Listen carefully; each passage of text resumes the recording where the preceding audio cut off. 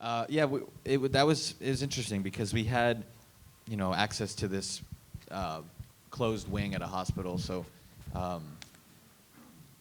going into that scenario, something that me, Benny, and Ronnie always talked about is if you can close your eyes and imagine it. I mean, a psych ward has been filmed how many times in a movie?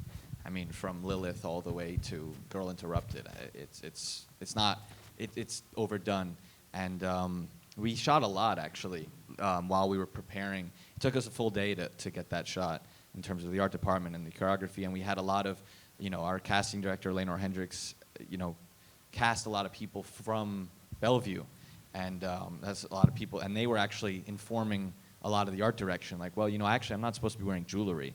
So, I tell the art director and production, I was like, you got to be on that. And,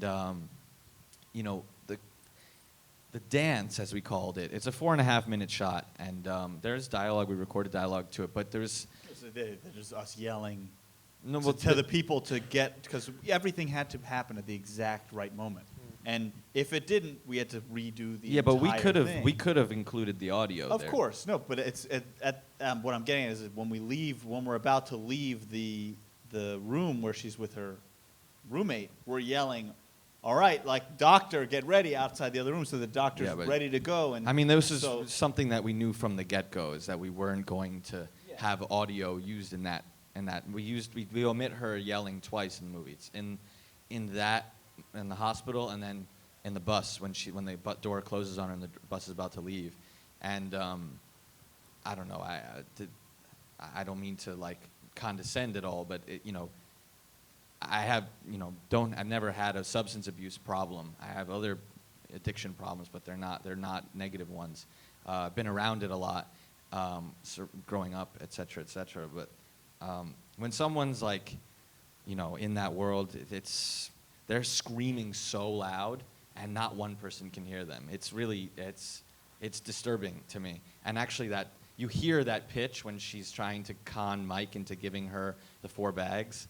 That tone is such a horrible tone, and omitting it in that moment and replacing it with that synth was something we were very interested in. But that wobble, that haze when you're moving through that hospital. I mean, when we sent the dailies to Ronnie to sync them and stuff, he said that's the best filmmaking you guys have ever done and probably will ever do, and I'm very proud of it. I mean, it only took us 4 or 5 takes. Well, it was supposed to be a daytime. Yeah. But by the time we were shooting, it was pitch black outside, and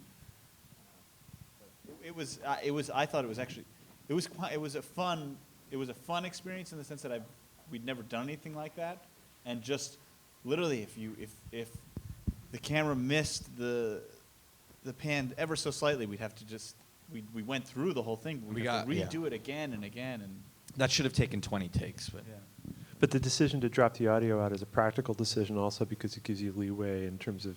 We knew ahead of time that we weren't really going to use it. Yeah. We were recording sound, but we knew we weren't going to use it. Because their performances were so good. We're like, well, we have to record it. Just to have it. But we knew we'd be screaming out directions to other people because it was a real hospital. So we're in closed rooms, and we're using walkie-talkies to try and get people to go where they need to go. Actually, Sean, the cinematographer, has a little cameo. He said that he kept saying Philippe Garrel had a cameo, and I forgot what film. He's pulling on the nail on the wall. Yeah. A cameo. Well, he just appears. And No. The Garrel thing, No. Oh, Eustache is an American. I haven't seen the film that Sean was, but he was just saying he really wanted to be seen in the hospital. So he's just pulling on a nail in the hallway.